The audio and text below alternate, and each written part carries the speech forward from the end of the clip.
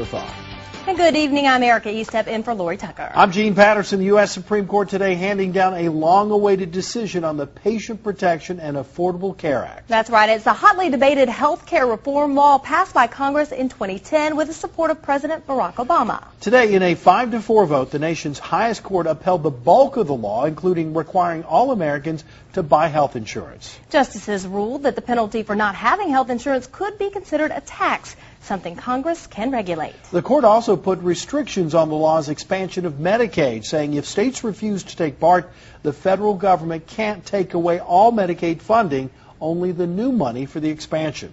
Well, tonight we have team coverage of East Tennessee's response to the decision. That's right. 6 News reporter Alexis Zotos joins us now live from downtown Knoxville at a rally where they're cheering this decision. But Alexis, you also heard other reactions from the healthcare industry, right? Well, that's right, Erica. I'm actually in Crouch Park downtown where the rally is just about to get started here. It's a celebratory rally hosted by the Tennessee Healthcare Campaign.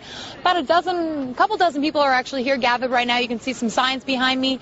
They're here to celebrate today's ruling. Now, I spoke with people of the medical community today, though, who had mixed responses on what the actual effect of today's ruling will mean for them. Clearly a good day for the consumer of health care. And from our perspective, it's a better day than the alternative. For the Summit Medical Group, today's decision is what they were hoping for. We were already operating under the assumption that the Healthcare Reform Act would be upheld and have been for the last 2 years making provisions to prepare for that. But for Covenant Health, they are still trying to understand exactly what today's ruling means. There's not enough information out there to see how they're going to implement some of these things. John Geppe, the chief financial officer at Covenant Health, says between 5 and 10% of their customers may be affected. Our patients that we see today, we're going to continue to see today, whether or not they have coverage or don't have coverage. And I think that's the unknown part of this. And many questions are raised by how exactly Tennessee will implement the law. If our state opts out, we don't know where that leaves us.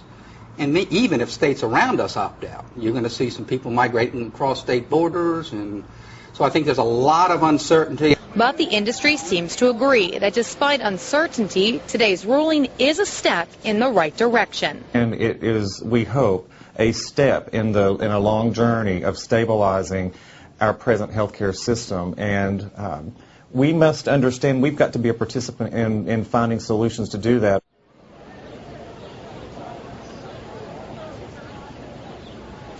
Now, for the people here at tonight's rally, they only see today's ruling as a positive and a great monumental event.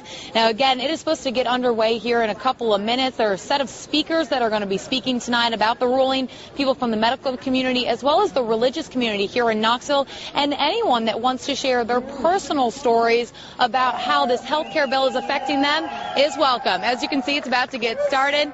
Live in downtown Knoxville, Alexis Zotos, 6 News. All right, thanks, Alexis. We also heard today from UT Medical Center administrators there say that they've been preparing for this law to take effect for many months, so that this decision won't make much of a change in those plans. Also, they can't say for sure that it would bring more patients, but it may change the type of care.